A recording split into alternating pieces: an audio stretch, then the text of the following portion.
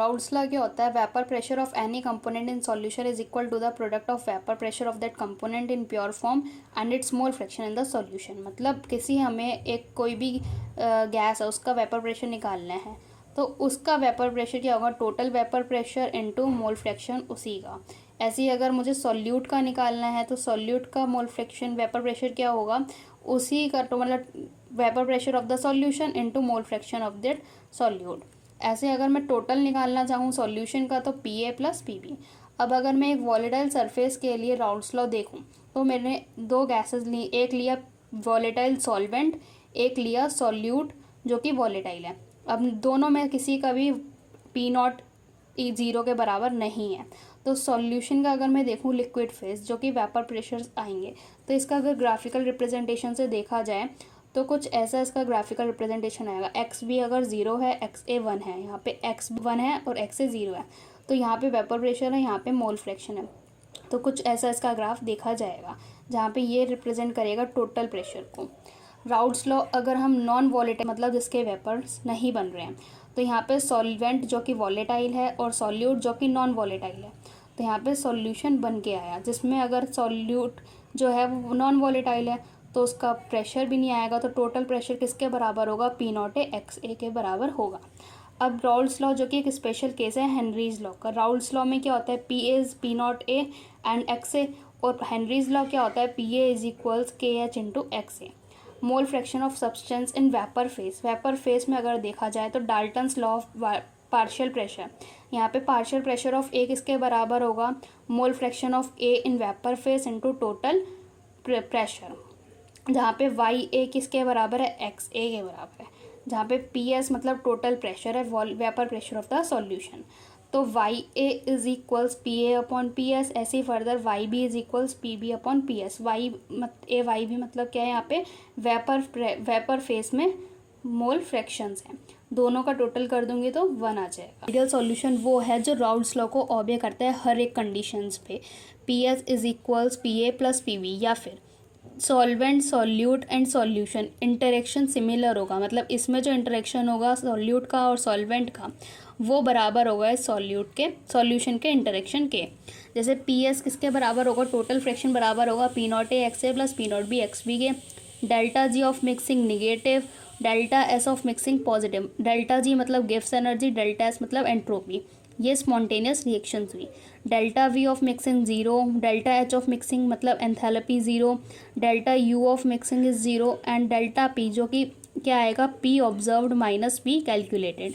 P observed जो vapour pressure आया है और पी कैलकुलेटेड मतलब जो राउल्स लॉ से आएगा, जहाँ पे राउल्स लॉ ज़ीरो है। ठीक है, फॉर एग्जांपल अगर देखा जाए तो होमोलॉगस सीरीज जैसे बेंजीन और toluene, CCl4 plus SiCl4, C2H5OH plus C3H5H7Br, C2H5Br plus C2H5I।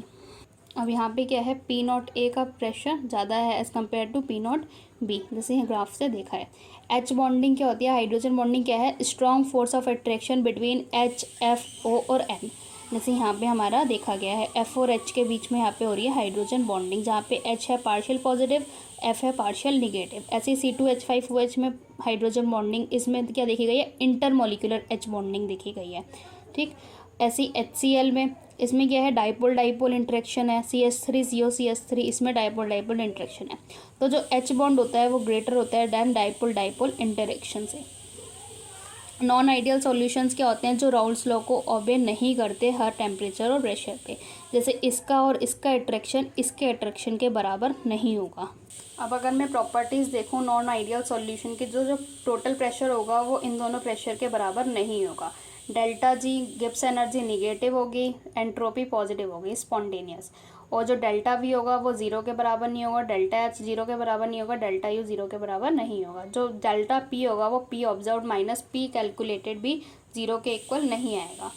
Non ideal solution मेरे पास दो तरीके के होते हैं, एक पॉजिटिव डेविएशन और एक नेगेटिव डेविएशन। पॉजिटिव डेविएशन में क्या है, इसमें अगर सॉल्वेंट प्लस सॉल्यूट, सब मेरे को सॉल्यूशन मिल रहा है, तो जो इन दोनों का फोर्स ऑफ अट्रैक्शन होगा वो ज़्यादा होगा एज़ कम्पेयर टू सॉल्यूशन के फोर्स ऑफ अट्रैक्शन से।